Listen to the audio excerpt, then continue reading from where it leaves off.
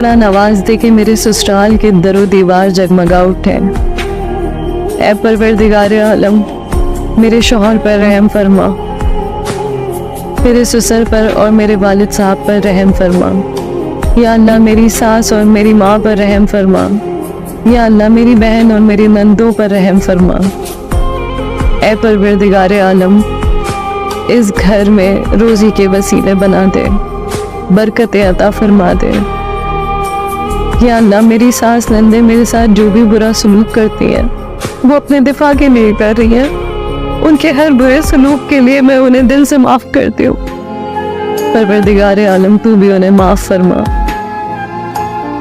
या अल्लाह क्लियोपेत्रा और हुमा आपी के लिए अच्छे रिश्ते भेज दे इस घर में। परवरदिगार, मेरी बहन हिना समेत जितनी बेटियां घरों में बैठी हैं सबके लिए अच्छे रिश्ते, अच्छे घर, अच्छे मर्द अता फरमा दे। परवरदिगार, इस घर में इतनी खुशियां भेज दे कि ये लोग मुझे खुश कदम समझ के ये ज्यादा अच्छा सलूक करने लगे। या अल्लाह तो हमें माफ फरमा दे, तो मुझसे राजी हो जाए। या अल्लाह तो मुझसे राजी हो जा और माफ फरमा। इलाही हकीम या रब्बुल आलमीन।